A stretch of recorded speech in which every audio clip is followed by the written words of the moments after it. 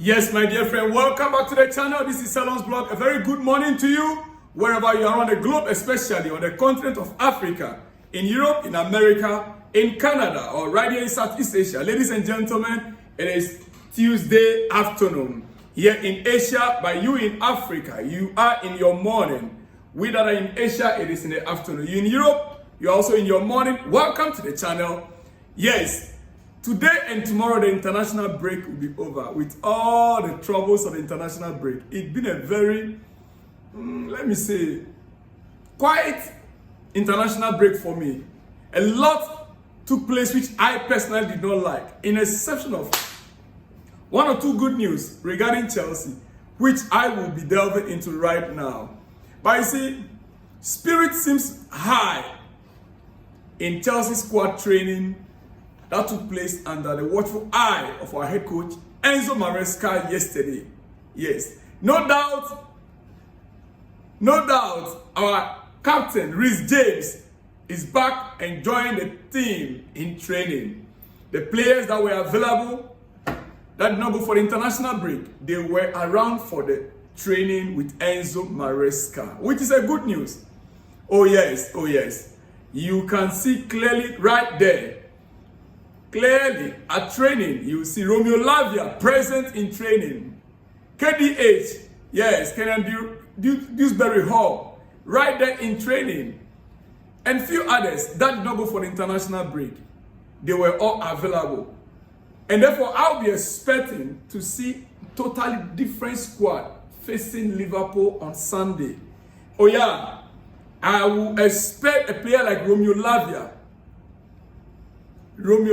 since Enzo Fernandez might be arriving from his international break late, I will expect Romeo Lavia to be in a game against Liverpool. Yes, ladies and gentlemen. So you can see some of the players right there in training. It is what it is. Chelsea preparing towards Liverpool game. It is going to be a great match on Sunday. And from tomorrow, when the players begin to arrive from the international break, we will now begin to know exactly how the squad or the team is going to be like. But I trust Enzo Maresca, our head coach, to deliver. We are going away to Liverpool. Oh yes, spirit is high in training as at yesterday. The players are all in good mood. But you see, one thing that is for sure is that you can tell it's the international break we are in right now. You can easily tell we are in international break with the kind of news that are coming up over the past few days. The news that came up are about Cobham leaving Chelsea and back to Manchester City, and our captain Reece James going to, is it Besiktas or where? But it's Barcelona. Yes. All those news, to be honest, I made mention of it before. Our captain Reece James leaving Chelsea due to the weather, according to the report that we had. Chelsea's physios, they are advising him that the weather could be part of the reason why his injury kept repeating itself. So they were advising him if he can get to a warmer climate in Europe. And so they suggested, they said his agents are already working with Barcelona and one or two other clubs. It's funny though, it's very funny. It is. Reece James, agent working to get him a different club in Spain. It's very funny. Then, the next day we also heard about Cole Palmer. That Manchester City are preparing £150 million offer to buy Cole Palmer back from Chelsea. This international break. Well. It's a those news were very ridiculous. It is ridiculous to hear this kind of transfer news. Just imagine the outlet. When I go back and I check the outlets where these news are coming from, you could clearly see that these guys, because we are in international break, there seems to be no news for them. They want to create news by themselves. They just want to create news. And many people fell into it. I myself, I nearly fall for it because I spoke about Reece James here. Only Cobham I didn't talk about. But they only try to, to create news within the international break. It tells you a lot about this particular international break. Dear friend, well, on the international front, before I end up with Chelsea, dear friend, this is your breakfast, and I'll not take it for so long a time. 12 minutes, I'm done. 12 minutes, I'm done with you. There are important issues I'm going to talk about before we wrap up. Don't go anywhere. Like the video and share the video. It is about Chelsea. But you see, today, Ghana will play Sudan in Libya. Ghana Black Stars are facing Sudan in Libya for AFCON qualifier. AFCON qualifier. I am hoping that the Black Stars will come out victorious. In the first leg in Accra, Ghana on Friday, last Friday, Ghana actually dominated the game, created a whole lot of chances, but they could not bury the ball in the net. This time around, Sudan is hosting Ghana in Libya because they don't have a CAF, qualified stadia or international standard stadia. So they are playing the game. They are using Libya as their home. And the Black Stars already touched down. They had their last training yesterday. They had their training yesterday in anticipation of the game tonight. Ghana Black Stars versus Sudan. I'm hoping the Black Stars will come victorious. We need the 3 points. Right now, we are third on the table.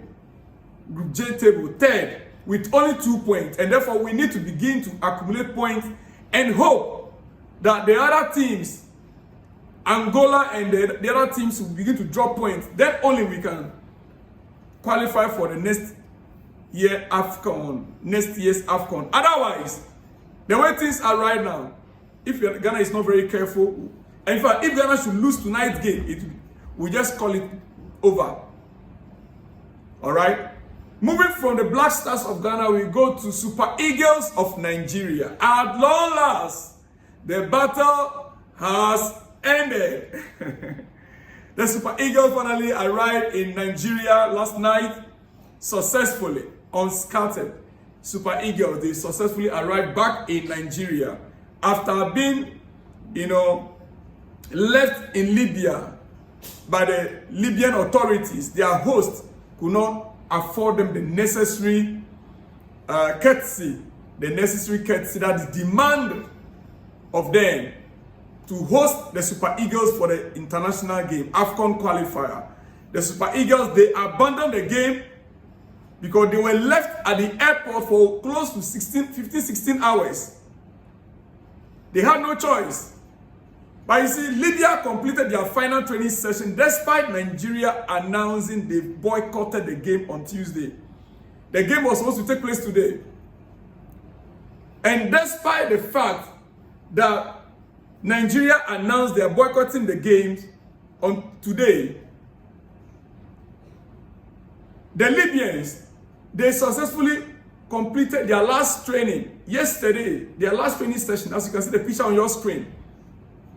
They want to claim that they are ready to play the game. It is Nigeria that did not turn up. And I can see clearly where this is going to end. I can see clearly where this is going to end. The game they are playing right now, it said that CAF is very likely to award the 3 points to the Libyans. Oh yes, it's very likely. In situations like this, usually that is how it ends. Unless Nigeria is able to put in a strong case. Otherwise, they will end up losing the 3 points. In fact, not just losing the 3 points, they will also end up being fined by CAF. It is what it is. That is what I foresee going to happen. And so Nigeria will have to put in a strong defense. Otherwise, the 3 points. And even, listen, you see this issue, if CAF want to call for a replay or to set a new date, where would the game be played? Let me hear from you in the comment section. Will Nigerians finally fly back to Libya to play the game? Or they'll prefer a neutral ground? Do not forget, Libya already flew into Nigeria and played the first leg in Nigeria.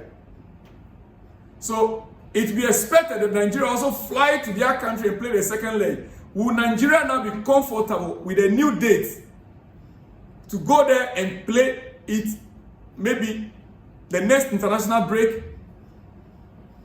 That is the question. Or they will now request for a neutral ground when the nation, Libya, have a good standardized stadium. You don't expect them to go and play their home game away, right? So the 3 point, I see the 3 point going the way of Libya. That is the way I'm seeing it right now. Let me hear from you in the comment section what you think, all right? Dear friend, this morning, there is something I wanted to talk about regarding Chelsea before we conclude with Manchester City. Chelsea players' contribution to their respective countries for just ended international break needs to be talked about. Oh yes, our players' contributions towards the international team, their national teams, it's something which personally I want to make mention of here right now, this very morning. All of our players that went for the international break, that I can recollect vividly in my mind, they played their roles perfectly. Those that needed to score goals, they scored the goals. Those that needed to clear an opponent from winning them, clear the balls from the goal line, they cleared the ball from the goal line. Those that needed to attack, they attacked very well. They scored higher marks. Chelsea players on this international break, they all did extremely well. Now, ladies and gentlemen, you see, as you can see on your screen, that's Nicolas Jackson. My boy, I'm starting on him. His first international goal for Senegal in this international break. Now, it is significant because it is the first international goal for him. That tells you that the form of these players from Chelsea, their current form at the club level is what they are exhibiting at the national level. From Jackson, we go to Christopher Nkunku. He also scored for France. Similar way. He also carried the form from the club level to the national team. Oh yes. Then when you talk about Cobham, playing from the right wing, he played against Georgia, he played against, how do you call it? Finland. His contribution in the English national team was evident. Evident. Noni Mudryk, that came in even as a substitute against Finland. We saw it clearly, the difference he also made. Then, talking about Levi Cowell, our defender Levi Cowell, the player that has been, have not been talk about that much. We don't talk much about Levi Cowell. It looks like most of us, we are not watching that young man carefully. We don't talk much about him. We don't hype him enough. If you see the kind of clearances that he made for England from the goal line, he put his body online, he stretched himself and cleared the ball from entering the net. Levi Cowell. Dear friends, now we go to Portugal. Renato Viega and Pedro Neto. Pedro Neto did his job as an attacker. Renato Viega, in that defense of Portugal, you see, even the coach, what's his name, Martinez, he made a statement. He said the guy is not playing like at his age. He's playing his game with maturity. So, with all these names that I mentioned, I'm not too sure who else I've forgotten to mention. Renato Viega, Pedro Neto, Levi Cowell, Noni Mudryk, Cobham, Christopher Nkunku, and Nicolas Jackson. Yes. All these players, I think about 6 or so, 7, they played an excellent game in this international break. Look, many clubs out there, not even a single player from them went for the international break. Not even a single player. And so Chelsea, as our players are doing well right now, it is time for us to celebrate it whilst it lasts. Celebrate it whilst it lasts, dear friend. Celebrate it whilst it lasts. Well, quickly, before I let you go this morning for your breakfast, Manchester City are still working to keep Pep Guardiola at the club. Manchester City are still working to keep Pep Guardiola at the club after Hugo Vienna's appointment. Talks ongoing as revealed last week by Fabrizio Romano. Up to Pep now to decide. Man City are still working to renew, they are still working to see how best they can keep Pep Guardiola. Pep agents are working, they are negotiating right now to see how best they can finalize the deal. All things being equal, Pep Guardiola will remain in Manchester City in the coming season. You see, I understand. Pep will love it to make it 10 years in City. Pep Guardiola, he will love to make it 10 years in the City. Yes, of course. Yes, of course. Ladies and gentlemen, that is on Manchester City. Now, official, Conor Gallagher has been named Atletico Madrid Player of the Month for September. Conor Gallagher, one of our own, yes, my captain. Yeah, he been named Player of the Month. Player of the Month for Atletico Madrid for month of September. You can imagine, Manager of the Month, Chelsea. Chelsea men. Manager of the Month, Chelsea women. Player of the Month, Chelsea. In the Premier League, Cobham. Then, in Spain, Atletico Madrid Player of the Month, Conor Gallagher. Ladies and gentlemen, it is what it is. It is what it is.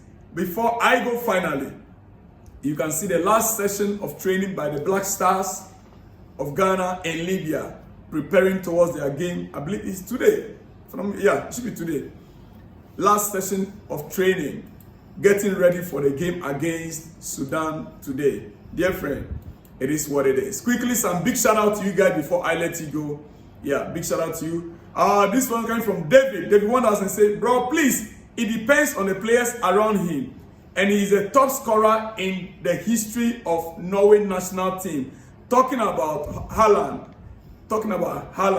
Yes, I know. I agree with you as well. A big shout out to you out there, David from GH, Ghana. The next one says, Zinedine Zidane, 3 consecutive wins in Champions League is very difficult to match. Patrick Oluwanke from Ede, Nigeria. Patrick, big shout out to you. So Zinedine Zidane is your pick, right, among the coaches. Which one is more difficult? Which of the records will be more difficult to break? And you think that Champions League consecutively 3 times will be more difficult to break than the 9 years consecutively unbeaten run? All right. Big shout out to you, my dear friend, Patrick Oluwanke from Nigeria. Ibrahim Shola says, good afternoon, sir. Good morning to you, wherever you are, my dear friend, Ibrahim Shola. Abba Francis Abba says, fortnight ago, the Libyan team played the Super Eagles in Uyo, Nigeria. Was that how they were treated? So why now that the Eagles went to play them in their country and they are welcoming in a hostile manner? For me, the NFF should boycott the game because it is a strategy they are using to weaken the players before the real game on the pitch. CAF will have to come in for investigation. Thank you. Coming from Abba Francis Abba from Apapa, Nigeria. Big shout out to you, Abba Francis Abba from Nigeria. Big shout out to my good friend. The next one says, welcome back, my captain. Yes, welcome back to Rhys James, Captain Rhys James. Welcome back to Captain Rhys James. The next one says, good day, Mr. Salon. I remain Odunayo Ojo from Lagos, Nigeria. Gurasi is now playing for Dortmund. Correct. Thank you for the correction. He has left Stuttgart, as you claim. Please verify. No, my brother, I've already verified. You are right. You are right, 100%. Thank God James is back. We have seriously missed him a lot. But Maresca should try to manage his situation because we don't want a situation whereby he will play a game and get injured again. That will not be welcomed by all Chelsea fans globally. I'm very happy that none of our players got injured during the break. But I am still praying for Casado and other players to be back in full force. Big shout out to you, Odunayo Ojo from Nigeria. All right. The last but not the least, Say NFA are to blame for this.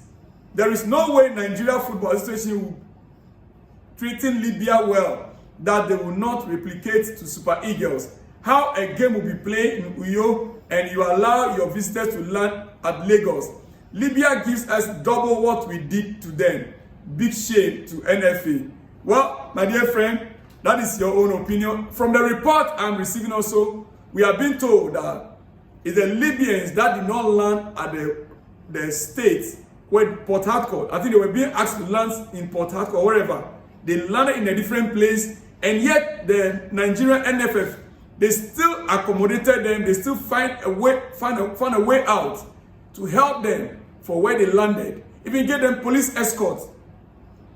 Get a police escort, drove them through to where the game will taking place. So there are conflicting stories about the whole issue. We wait to get a clarification on it through CAF in the coming days. Dear friends, I'll see you all in the next one when you see me. Shalom and peace.